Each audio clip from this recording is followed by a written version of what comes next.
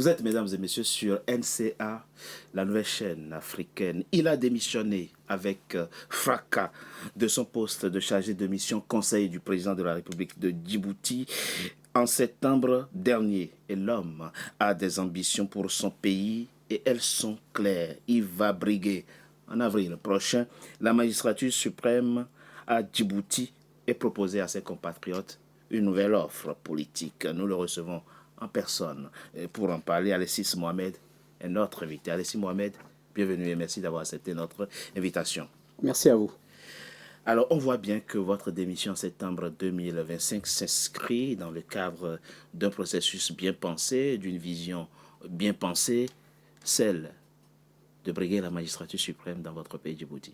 Et tout à fait, parce que il est tout à fait évident qu'aujourd'hui, il y a vraiment une nécessité absolue d'avoir non seulement une approche de la gestion de l'État, mais également la République a vraiment, il y a une urgence en tout cas de refonder la République, parce que telle qu'elle est aujourd'hui, malheureusement, ça ne peut plus perdurer. Ça ne peut plus perdurer. La République de Djibouti telle qu'elle fonctionne aujourd'hui. Lorsque vous démissionnez en septembre dernier, vous appeliez à une transition. Et là, vous ne parlez plus de transition, vous voulez aller au charbon vous-même, affronter le président actuel de Djibouti. Tout à fait. C'est un défi qui relève en tout cas des règles démocratiques. L'alternance, bien évidemment, c'est ce que j'aurais aimé, c'est ce que j'aurais souhaité.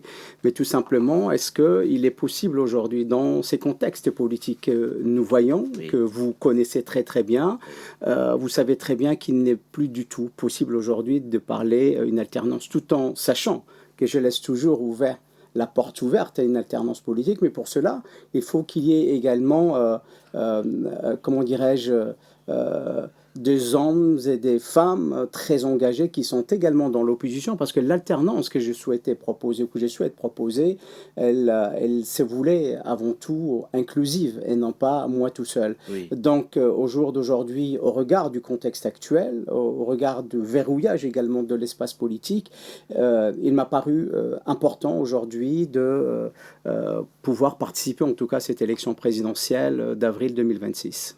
On est d'accord que votre combat politique s'inscrit dans un cadre totalement légal et que vous respecterez et le cadre institutionnel et légal de votre pays, Djibouti. Mais comment pensez-vous, dans le cadre d'un affrontement politique direct, affrontement politique je dis, direct avec l'actuel président, comment pensez-vous gagner cette bataille quand on sait que c'est un pouvoir solidement enraciné, c'est un pouvoir qui a l'appareil de l'État et la machine électorale pour lui. Vous avez tout à fait raison, d'où toutes les difficultés. Et pour exemple, d'ailleurs, j'ai émis certaines conditions par rapport à ma participation, et notamment sur le point sécuritaire. Parce que vous savez, tout autant que moi, qu'aujourd'hui, les pouvoirs à Djibouti, on ne les quitte pas, c'est lui qui vous quitte.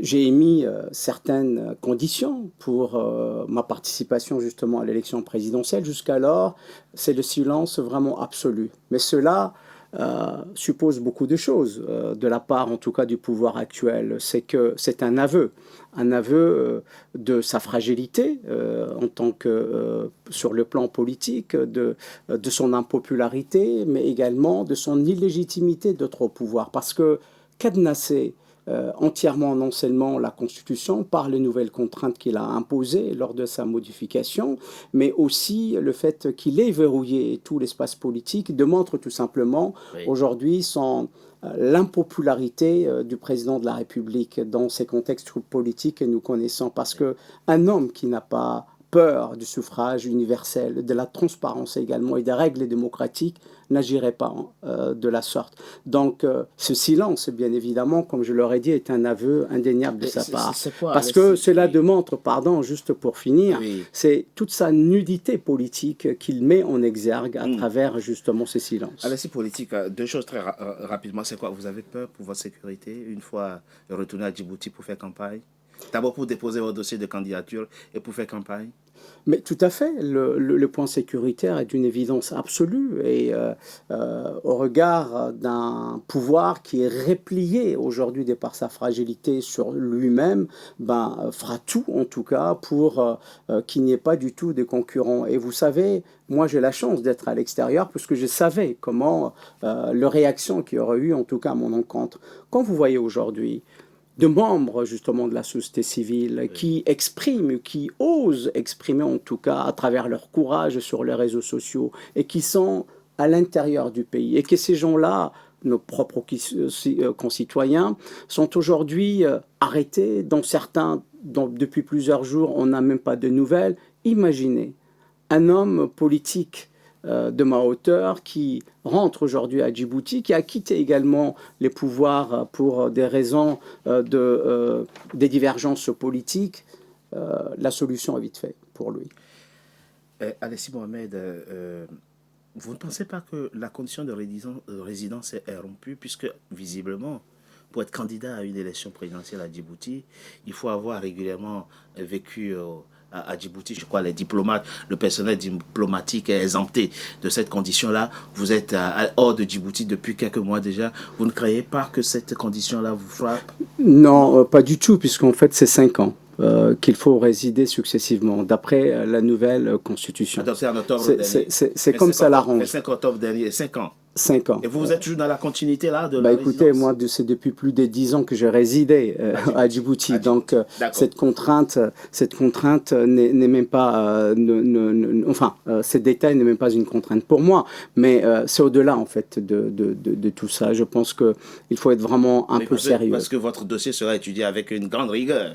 Bah, de toute façon, en toute sincérité, j'ai du mal à croire qu'en tout cas le président de la République acceptera qu'il y ait vraiment une concurrence loyale de sa part au regard de tout ce que je venais de citer. Parce que s'il était vraiment certain d'avoir cette popularité dont il le dit souvent, il n'aurait pas eu peur justement d'accepter en tout cas les règles démocratiques, une élection transparente et puis laisser également tout concitoyen concourir. Le président actuel a-t-il peur de respect? Vous êtes djiboutien, vous rentrez chez vous comme vous voulez, quand vous voulez, oui. Monsieur Mohamed. Oui, vous avez... Oui, de quelles règles parlez-vous?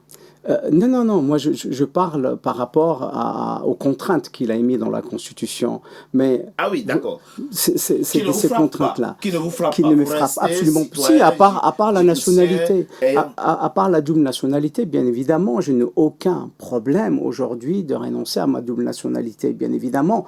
Mais la condition que j'ai posée également, c'est que à lui, au président de la République, c'est qu'il fasse preuve également, puisque c'est sa règle, qu'il fasse preuve aujourd'hui justement de la rénonciation à ses doubles nationalités, à la fois éthiopienne et aussi française. Il a le triple nationalité, le président de la République. Jusqu'alors, malheureusement, c'est quelque chose dont il s'est exempté, mais par contre, où il rappelle en tout cas comme contrainte à ses concurrents. Si nous sommes en janvier, alors que la présidentielle est prévue début avril, il va falloir que vous fassiez vite pour renoncer à votre nationalité.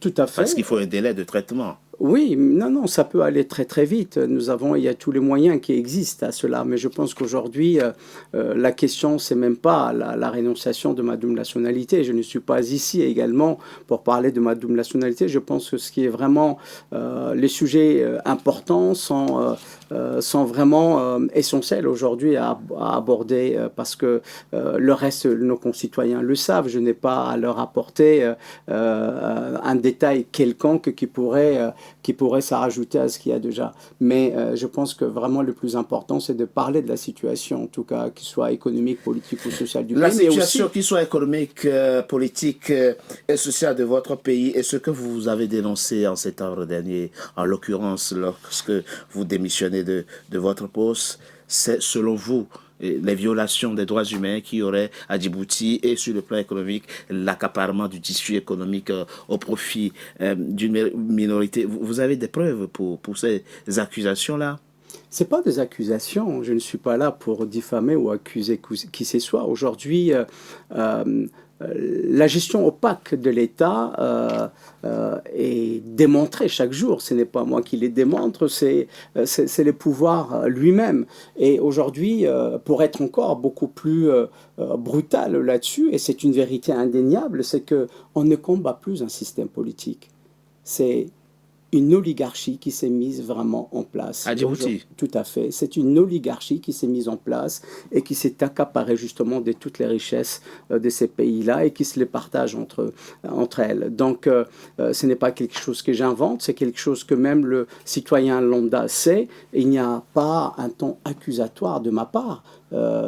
Que ça soit sur le plan économique, que ça soit sur le plan également social. Aujourd'hui, l'inexistant est vraiment là. Donc, 26 ans, bien évidemment, je ne le renie pas, le président de la République a procédé à quelques réformes, mais pas les réformes vraiment qui pourront intéresser nos concitoyens à la fois sur le plan de l'éducation, sur le plan de la santé, sur le plan de la formation, sur le plan également de l'employabilité de la jeunesse, etc. Donc, c'est un semblant de réforme. Et donc, le plus important, justement, c'est cela. Et quand, aujourd'hui, on fait fi de cela et qu'on a péché par omission, très sincèrement, ce n'est pas quelque chose que moi j'invente. C'est quelque chose qui se voit et qui est une réalité dans les, comment dirais-je, dans le quotidien, en tout cas, chez nos concitoyens.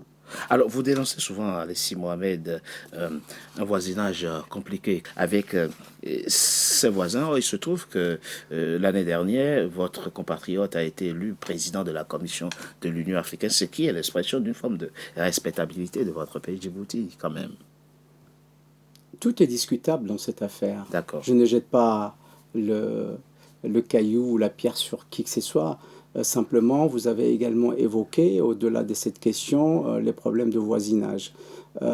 Oui, c'est vous l'avez évoqué à oui, l'occasion de votre démission. Et ça fait partie des problématiques que vous comptez et résoudre une fois que vous serez élu président de la République de Djibouti. Tout à fait. Justement, je vais vous répondre de la façon la plus directe possible. Oui.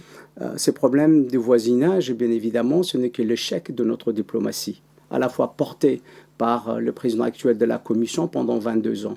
À Djibouti, il n'y a jamais eu de stratégie diplomatique en ce sens par rapport à nos affaires étrangères. C'est quoi le problème concret de voisinage? Votre pays Djibouti a des problèmes avec quel autre pays? Nous avons, justement, j'allais y venir. Et donc, en fait, ces problèmes de stratégie diplomatique, bien évidemment, nous enlèvent la vision diplomatique que nous devons avoir en matière de stratégie dans nos affaires étrangères. Et aujourd'hui, pour camoufler justement cet échec au niveau national, le président de la République s'invente des réalités qui ne s'inscrivent pas dans les intérêts également de la République de Djibouti. Et les ingérences multiples ou diverses de ces derniers temps dans les affaires somaliennes, on est vraiment la preuve entre, je parle de l'État fédéral et également de Somaliland, y compris les problèmes que nous avons avec l'Érythrée, les problèmes également qui n'est pas mis encore en évidence, mais avec également l'Éthiopie, à travers également notre partenariat économique. Bien évidemment, ceci isole notre pays et c'est tout l'échec de notre diplomatie qui est mis aujourd'hui en exergue à travers les agissements, les actions du président de la République. Et forcément, le grand risque, c'est de voir demain l'isolement économique, politique et social de la République de Djibouti. Vous pensez que le risque existe? Bien le risque d'isolement de votre pays existe? Bien évidemment qu'il existe, parce qu'il ne faut pas oublier aujourd'hui la nouvelle donne géostratégique ou géopolitique qui se joue justement dans cette région, avec les actions menées par des acteurs très influents étrangers, de certaines puissances, qu'elles soient occidentales ou même des pays arabes, y compris également la Turquie. C'est quelque chose d'extrêmement naturel. Vous savez, je pense, me semble-t-il en tout cas, que la question du Somaliland n'est que le début de la fragmentation, en tout cas, de la Somalie fédérale. Néanmoins, pour ce qui concerne la République de Djibouti, je pense qu'au regard de l'absence de toute diplomatie véritable de notre part, bien évidemment, ça amène à des actions comme ça ponctuelles qui ne sont pas pensées et qui risquent aujourd'hui, demain du moins, de nous isoler d'un point de vue diplomatique et économique. Dernière question, Alessi Mohamed, pour finir cette émission. On sait la vigueur, la vitalité avec laquelle vous avez défendu le pouvoir djiboutien, le président Ismaël Omar Guelleh. On sait toute l'énergie que vous avez déployée pendant des années à défendre le président et à travers les médias internationaux, à travers colloques et forums de par le monde. Une réconciliation est-elle encore envisageable avec celui qui fut celui pour qui vous avez travaillé, celui avec qui vous avez travaillé pendant de longues années, je veux dire le président Ismaël Omar Guelleh, ou bien la rupture est totale? D'abord, par rapport à ce que vous venez de dire, je n'ai pas servi un homme, je sais, ni un clan. J'ai servi d'abord, à juste titre, sous son magistère que d'abord mon pays. Et ce n'est pas une question personnelle avec le président de la République. Là, on parle justement des divergences politiques. Et je pense qu'aujourd'hui, vous parlez des réconciliations. Il ne s'agit pas de se réconcilier, puisque le fait déjà que pendant 9 années... Il fut un moment où vous vous entendiez très bien. Un moment, bien évidemment, mais malheureusement, j'étais quelque part un peu trahi par rapport à ma vision également politique et les choses sur lesquelles on s'est entendu en matière des réformes économiques et sociales. Mais quand vous voyez qu'il y a vraiment un réel frein sur ces points-là, ben finalement, en fait, vous n'avez absolument rien à faire à l'intérieur. Et donc, je le dis encore, le président de la République, avec le président de la République, ce n'est pas une question personnelle, c'est une question de divergence politique profonde. Et donc, la réconciliation, vous parlez des réconciliations, oui. Il ne s'agit pas de se réconcilier parce que autrement, les choses auraient avancé pendant 9 années où j'étais vraiment le conseiller du président de la République. Donc, au regard de cette réalité-là, il ne s'agit plus aujourd'hui, il ne s'agit pas des réconciliations, mais d'apporter une véritable rupture par rapport à ce qui se passe. Parce que les Djiboutiens attendent quoi? Ils attendent aujourd'hui une personne, ou en tout cas une alternative aux politiques à ce qui se passe aujourd'hui. Parce que 26 ans où vraiment les pouvoirs a péché vraiment par omission sur le plan économique, social, sur le plan également de l'employabilité et bien évidemment du logement et bien d'autres. Il faut aujourd'hui avoir une autre approche, à la fois de notre politique économique et sociale, mais également sur notre diplomatie dans un monde qui bouge et qui ne cesse de bouger quasiment toutes les heures. Et donc, si on n'est plus en capacité aujourd'hui d'avoir une approche réaliste de nos politiques, très sincèrement, le président de la République n'a plus rien à proposer au président de la République. Donc, c'est l'alternative politique qui s'impose. Alessi Mohamed, je rappelle que la prochaine présidentielle est prévue dans votre pays Djibouti début avril et que vous serez candidat à cette élection. Merci d'avoir été notre invité. Merci à vous. Merci. Mesdames et messieurs, c'était notre invité. Merci d'avoir été nombreux à notre compagnie. Restez fidèles à nos programmes. À très bientôt pour un nouveau numéro de notre invité.